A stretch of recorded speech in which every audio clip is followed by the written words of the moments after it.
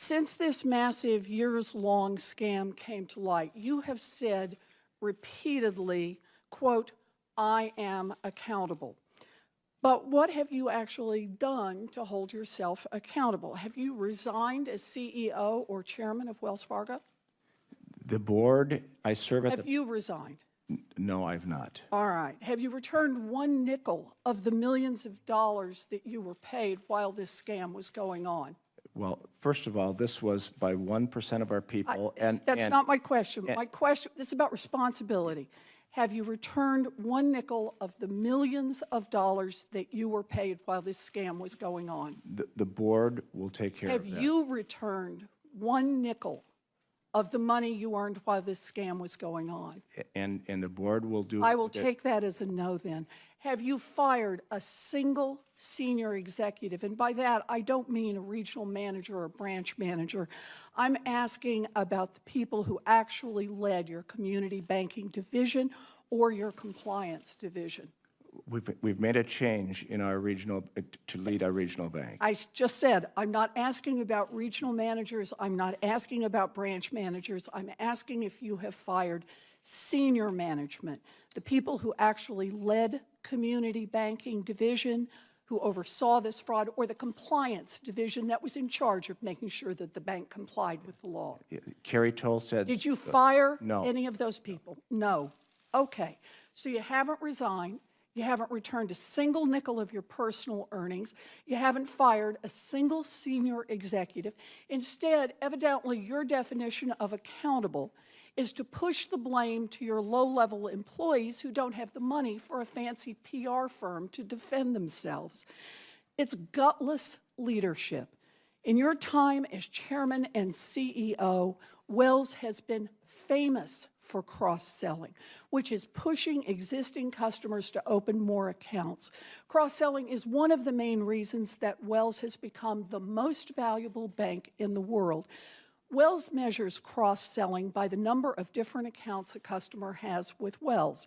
Other big banks average fewer than 3 accounts per customer, but you set the target at 8 accounts. Every customer of Wells should have 8 accounts with the bank. And that's not because you ran the numbers and found that the average customer needed 8 banking accounts. It is because, quote, 8 rhymes with great. This was your rationale right there in your 2010 annual report. Cross-selling isn't about helping customers get what they need. If it was, you wouldn't have to squeeze your employees so hard to make it happen. No, cross-selling is all about pumping up Wells' stock price, isn't it? No, cross-selling is shorthand for deepening relationships. We only do well. Let me stop you right there. You say no? No? Here are the transcripts of 12 quarterly earnings calls that you participated in from 2012 to 2014, the 3 full years in which we know this scam was going on. I'd like to submit them for the record, if I may, Mr. Chair. Thank you. These are calls where you personally made your pitch to investors and analysts about why Wells Fargo is a great investment. And in all 12 of these calls, you personally cited Wells Fargo's success at cross-selling retail accounts as one of the main reasons to buy more stock in the company. Let me read you a few quotes that you had.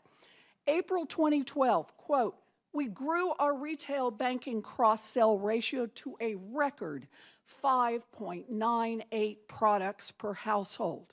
A year later, April 2013, quote, "We achieved record retail banking cross-sell of 6.1 products per household."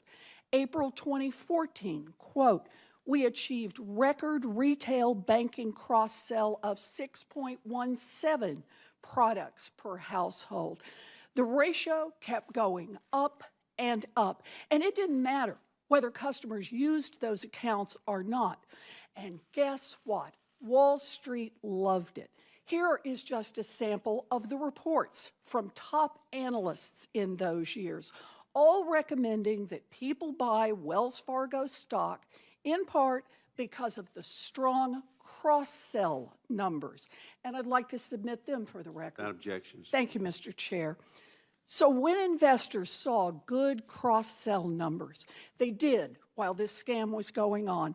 That was very good for you personally, wasn't it, Mr. Stumpf?